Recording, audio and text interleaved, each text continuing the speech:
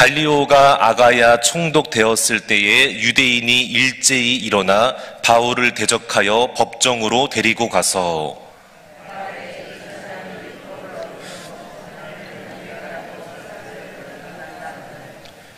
바울이 입을 열고자 할 때에 갈리오가 유대인들에게 이르되 너희 유대인들아, 만일 이것이 무슨 부정한 일이나 불량한 행동이었으면 내가 너희 말을 들어주는 것이 옳거니와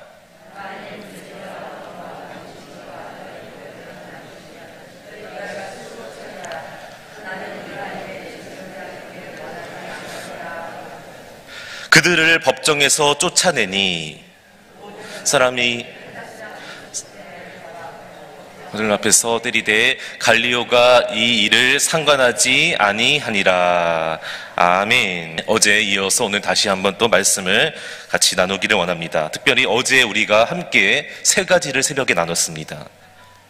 첫 번째는 바로 이 바울이 고린도에 갔을 때 너무나 참 마음이 어렵고 두렵고 떨리고 육신도 연약해지고 지치고 영적으로도 막 이렇게 깊은 침체에 빠지면서 다 포기하고 싶고 이제는 나는 그만두고 싶다고 했던 그 장소가 어디라고요? 바로 고린도였습니다. 예. 고린도가 바로 바울에게는 그런 장소였는데 그때 하나님께서 어제 우리가 살펴봤던 것처럼 바울을 위로해 주시고 도와주시고 함께해 주신 줄로 믿습니다. 그래서 어떻게 했다고 했죠? 첫 번째로 평생에 있어서 내 목숨까지도 바울을 위해서 내가 바치겠습니다라고 했던 믿음의 평생의 이 목숨과 같은 동역자를 브리스길라와 아굴라를 여기 고린도에서 만난 거예요. 이건 우연이 아니라 뭐라고 했죠? 하나님께서 만남의 축복을 허락해 주셨다. 그래서 브리스길라와 아굴라를 이 바울에게 붙여주시면서 만나게 해주시면서 큰 위로를 받게 해주셨다. 두 번째로 다 포기하고 이제 나는 복음 전하지 않겠다 그러면서 회당 옆에 가서 그냥 거기서 지나간 사람에게 대충 복음을 전했는데 누가 믿은 거예요? 하나님의 역사로 회당 장이 믿었어요. 가장 높은 자리에 있고 제일 영향력이 많고 권세가 많은 회당 장이 믿게 되면서 그의 집안 식구가 다 믿고 마지막에 뭐라고 했죠? 고린도의 수많은 사람들이 예수를 믿고 세례를 받고 죽게 돌아왔다. 이거는 바울이 한 게 아니라고 했죠. 하나님의 때의 타이밍과 방법이 하나님의 역사였다. 마지막 세 번째로 하나님께서 환상을 보여주셨다. 음성을 주시고 환상을 보여주시면서 두려워하지 말아라. 끝까지 계속해서 앞을 향해 나아가라. 내가 너와 함께 해주겠다. 너를 해할 자가 없게 해주겠다. 이 고린도에는 나를 위한 백성이 내가 택한 사람이 너무나 많다. 그러니까 너는 두려워하지 말고 겁먹지 말고 계속 복음을 전해라. 사명감을 주시고 확신을 주셨다는 거예요. 예, 이게 바로 어제 우리가 함께 나눈 내용입니다. 오늘 이어지는 본문의 내용이 어제 우리가 읽은 본문하고 매우 연관이 많다는 거예요. 오늘 우리 한글 성경에는 단락을 끊어놨어요. 관련이 없는 것처럼 보이지만 그렇지 않습니다. 원어로 보면은 이 1절부터 17절은요 한 단락이에요. 이걸 끊어서 읽으면 안 된다는 것이죠.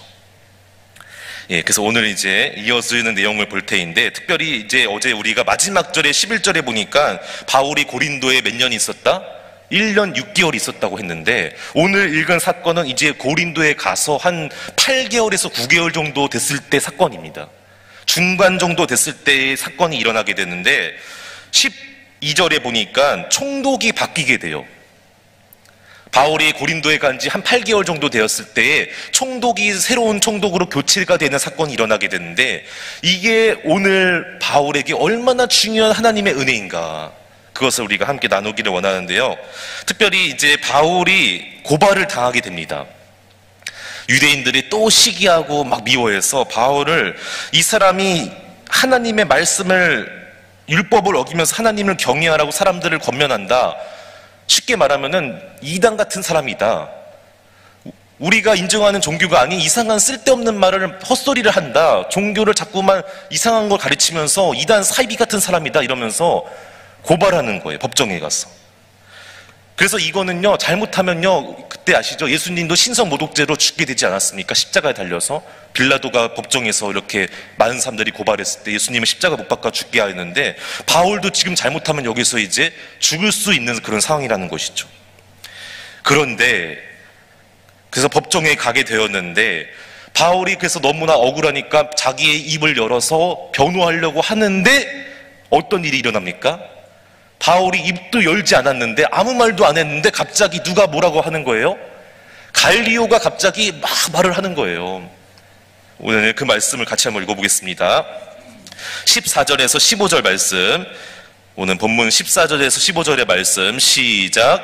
바울이 입을 열고자 할 때에 갈리오가 유대인들에게 이르되 너희 유대인들아, 만일 이것이 무슨 부정한 일이나 불량한 행동이었으면은 내가 너희 말을 들어주는 것이 옳거니와, 만일 문제가 언어와 명칭과 너희 법에 관한 것이면 너희가 스스로 처리하라. 나는 이러한 일에 재판장 되기를 원하지 아니하노라 하고. 아멘. 그렇습니다. 지금 갈리오가 너희들의 말이 틀렸다 이러면서 세 가지의 근거를 대면서 쫓아내버리는 거예요. 나는 너희의 이 재판을, 고소를 들어줄 수도 없고 재판을 할 수도 없다. 왜냐하면은 지금 너희가 고발한 이 내용이 부정한 일, 이게 뭐냐면 정의롭지 못한 일, 그런 게 아니지 않냐. 불량한 행동, 이 언어로 보니까 경솔한 행동, 분별 없는 행동. 근데 그런 거라면 내가 들어주겠는데 그런 게 아니라는 거예요 지금. 그러면서 뭐를 말합니까? 세 가지를 얘기하는데 이게 왜 말이 안 되냐면요, 이 세 가지가 지금 뭐라고 했죠? 언어, 명칭, 법. 근데 이게 지금 번역이 잘못됐습니다. 이 언어로 보면 이런 의미가 아니에요. 이게 뭐냐면요, 언어는요 하나님의 말씀, 명칭은 그리스도, 메시아, 법은 율법, 너희가 말하는 구약성경, 율법. 이게 진짜 의미예요. 근데요, 이 갈리오는요 하나님을 믿는 사람이 아니에요. 예수를 믿는 사람이 아니에요. 하나님의 말씀도 모르는 사람이에요. 말씀도 믿지 않는 사람이에요. 근데 그런 사람 입에서 지금 뭐가 나오는 거예요? 하나님의 말씀으로 봐라, 그리스도 메시아라는 이름의 명칭으로 봐라, 너희가 그렇게 믿고 잘하는 구약 성경으로 봐라. 스스로 처리하라가 무슨 말이냐면은 너희가 스스로 한번 잘 보고 판단해 봐라, 그런 말이에요. 그러니까 지금 완전히 이게 말도 안 되는 일이 일어나는 거예요. 할렐루야. 이거는요 우연히 일어난 사건이 아니라 어제 말했다시피 지금 하나님께서 어제 뭐라고 말씀하셨죠? 너를 해할 자가 없게 해주겠다, 내가 반드시 너와 함께 해주겠다. 그러니까 두려워하지 말아라, 겁먹지 말아라, 네가 어딜 가든지 반드시 내가 너와 함께 해주겠다. 믿으시길 바랍니다. 이 약속의 말씀을 하신 하나님께서 지금 이 순간에도 개입하셔서 바울을 지켜주시고 도와주신 줄로 믿습니다. 그래서 지금 말하는 거예요. 이 세 가지가 사실은요 이거는 갈리오의 입에서 나올 수 있는 말이 아니라는 거예요. 갈리오는 하나님 믿는 사람도 아니고 말씀도 모르고 구약도 모르고 전혀 관심이 없어요. 나중에 보면은 갈리오가 이 네로 황제한테 반역하다가 처형당해서 죽거든요.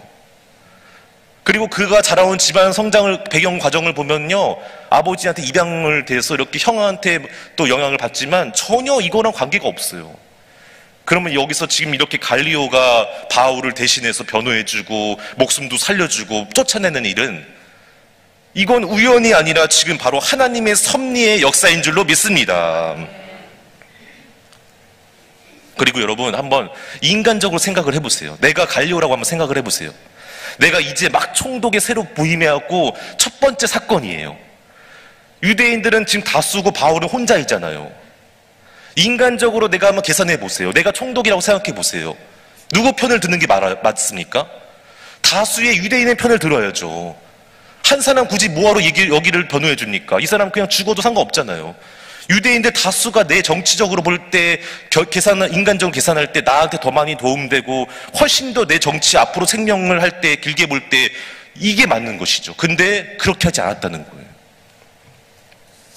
바로 이것은 어제 우리가 읽었던 말씀 9절에서 10절의 말씀인데요, 그 말씀을 하나님께서 다 지금 이루시고 역사하시고 성취하시는 줄로 믿습니다. 우리 18장 9절에서 10절의 말씀을 같이 읽어보겠습니다. 시작. 밤에 주께서 환상 가운데 바울에게 말씀하시되 두려워하지 말며 침묵하지 말고 말하라. 내가 너와 함께 있음에 어떤 사람도 너를 대적하여 해롭게 할 자가 없을 것이니 이는 이 성중에 내 백성이 많음이라 하시더라. 아멘. 이 성중에 내 백성이 많다. 이게 무슨 말이냐면은 고린도에도 나를 위해서 쓰임받는 하나님의 도구로 사용하는 하나님의 사람, 하나님의 백성이 너무나 많다는 거예요. 다시 말하면은 지금 이 갈리오는 전혀 예수 믿는 사람도 아니고 하나님도 모르는 사람이고 말씀도 모르는 사람인데 하나님이 지금 강권적으로 딱 역사하고 이 갈리오를 유대인들의 그런 이런 고발이 있기 바로 직전에 세우시고, 여러분 여기서 갈리오가 총독으로 바뀌는 내용이 왜 나오겠습니까? 이 사람이 바뀌든 말든 우리랑 그게 무슨 상관이 있습니까? 근데 그런 게 아니라는 거예요. 정확하게 하나님께서는 모든 것을 다 알고 계셨기 때문에 바울이 이렇게 오늘 고발당해서 죽을 수 있는 것을 미리 알았기 때문에 정확하게 그 사건 앞에 이 갈리오라는 총독을 교체해서 세우시고 이 갈리오라는 사람을 통해서 입술을 통해서 이러한 영적인 하나님의 말씀을 전하게 하고 바울을 생명을 구하게 해주셨다는 것입니다. 그렇습니다. 오늘 우리의 삶도 마찬가지입니다. 내가 내 삶에 일어나는 모든 사건들이 그냥 우연히 어쩌다가 일어난 사건이 아니라 전부 다 하나님의 섭리 안에서 계획 안에서 일어난 사건임을 우리가 믿어야 될 줄로 믿습니다. 하나님은 전부 다 알고 계십니다. 내 감정, 나의 상황, 나의 생각, 내가 처해 있는 모든 것들을 주님은 다 알고 계시기 때문에 미리 먼저 가셔서 다 좋은 사람을 예비하시고 역사하시고 우리를 어려운 상황 가운데서 건져주실 줄로 믿습니다. 그거를 믿어야 된다는 거예요. 나는 할 수 없지만, 나는 알 수 없지만 주님은 다 알고 계시고 할 수 있기 때문에 먼저 미리 가셔서 내 앞길을 주님께서 인도해 주시면은 내 삶에 고난이 있을지라도 고난이 결국에는 하나님의 은혜로 간증거리가 될 줄로 믿습니다. 절망이 변하여 기쁨이 될 줄로 믿습니다. 여러분, 우리가 어제 나눴던 내용, 바울이 고린도에서 누굴 만났죠? 브리스길라와 아굴라. 근데 어제 그 아굴라와 브리스길라가 어떤 사람이라고 했죠? 바울을 위해서 목까지 하겠다? 내 목숨까지도 바치겠다. 저는 아직까지 살면서 저를 위해서 자기 목숨까지 바치겠다고 한 사람 들어본 적이 없어요. 부모도 자식을 위해서 말은 그렇게 하지만 실제로 대신 죽으라고 하면은 갈등하고 고민하게 되죠.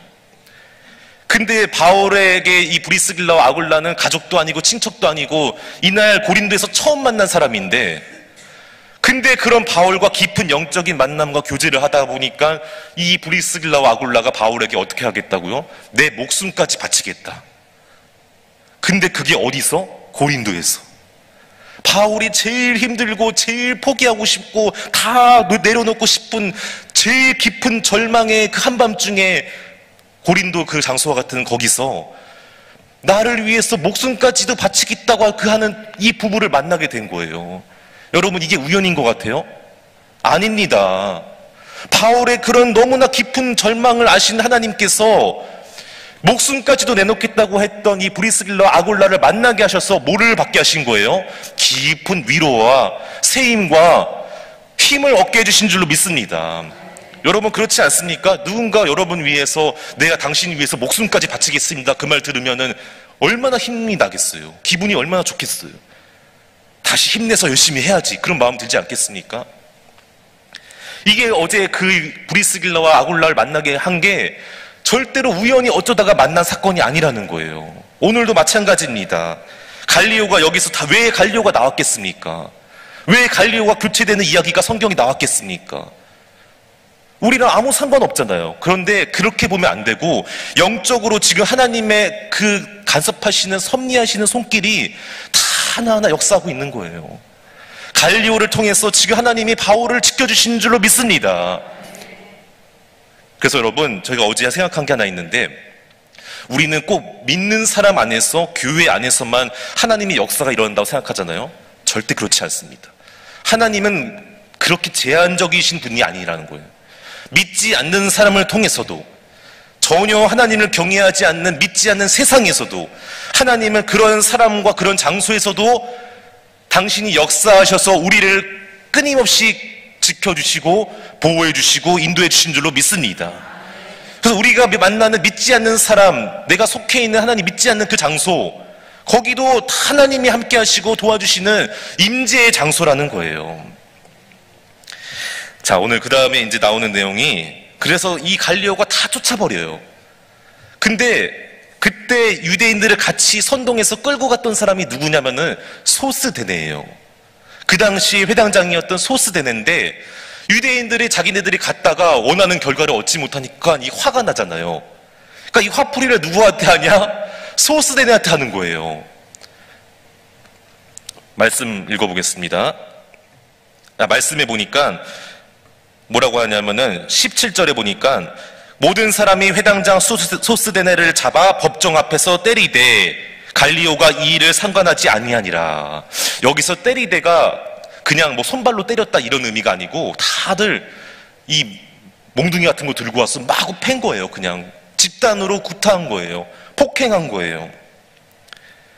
언제는 같이 이렇게 한마음 한뜻이 되었고 한패가 되었고 바울을 같이 고발했는데 자기들 마음대로 안 되니까 이제 바울이 아니라 그 유대인들이 이 소스데네를 다 때리고 마구 폭행을 했다는 것이죠. 여러분, 소스데네의 입장에서 어떨까요? 너무나 황당하지 않겠습니까? 게다가 지금 바울 때문에 또 이렇게 맞았잖아요. 결국에는 바울과 소스데네는 그래서 결코 같이 동역할 수 없는 사이예요. 말도 안 되는 거죠. 그러나 하나님께서 오늘 제가 아까 오늘 본문의 내용이 주제가 뭐라고 했죠? 하나님의 섭리하심, 하나님의 계획하심. 갈리오뿐만 아니라 소스데네도 하나님께서 역사하시고 은혜를 주시니까 나중에 이 사람이 예수를 믿고 어떻게 된지 아세요? 바울과 동역하는 동역자가 된 줄로 믿습니다. 고린도 교회 4대 목회자가 되는 거예요. 1대는 바울이고 2대는 아볼로, 3대는 실라. 4대 목회자가 바로 이 소스데네가 되고 있습니다. 우리 고린도전서 1장 1절부터 3절의 말씀 같이 읽어보겠습니다. 시작. 하나님의 뜻을 따라 그리스도 예수의 사도로 부르심을 받은 바울과 형제 소스데네는 고린도에 있는 하나님의 교회 곧 그리스도 예수 안에서 거룩하여지고 성도라 부르심을 받은 자들과 또 각처에서 우리의 주 곧 그들과 우리의 주 대신 예수 그리스도의 이름을 부르는 모든 자들에게 하나님 우리 아버지와 주 예수 그리스도로부터 은혜와 평강이 있기를 원하노라. 아멘. 그렇습니다. 결국 소스데네도 바울과 동역자가 되고 이 고린도 교회의 4대 목회자가 되는 것입니다. 이것은 우연히 어쩌다가 된 게 아니라 결국 다 전부 다 하나님의 일하심이고 역사하심인 줄로 믿습니다. 오늘 중요한 것 한 가지는 바로 하나님께서 어제 환상을 보여주셨잖아요. 지난번에 앞에서 바울이 아시아로 가려고 할 때 유럽으로 방향을 트실 때 하나님께서 바울에게 환상을 보여주셨죠. 중요하기 때문에 방향을 틀어라. 아시아가 아니라 유럽으로 빌립보로 가게 하시려고 환상을 보여주셨습니다. 오늘도 이 사건이 있기 전에 환상을 보여주셨습니다. 중요하기 때문에. 오늘 이 사건이 그냥 어쩌다 일어난 우연한 사건이 아니라 하나님의 전부 다 역사하심과 섭리하심이기 때문에 하나님이 함께 하시고 계획하심이기 때문에 우리가 오늘 이 사건을 그냥 하나의 인간적인 사건이 아니라 영적인 중요한 하나님의 섭리 안에서 귀한 믿음의 사건으로 바라보게 되기를 간절히 소망합니다. 특별히 오늘도 하나님께서 우리 삶 가운데 동행해 주시고 약속한 말씀을 반드시 다 이루어 주실 줄로 믿습니다. 오늘 하루 살아갈 때에 전능하신 하나님의 약속의 말씀을 붙잡고 그 주님을 바라보고 의지하며 신뢰하면서 살아가는 우리 일산명성교회 사랑하는 모든 성도님들 다 되시기를 주님의 이름으로 축복합니다. 기도하겠습니다.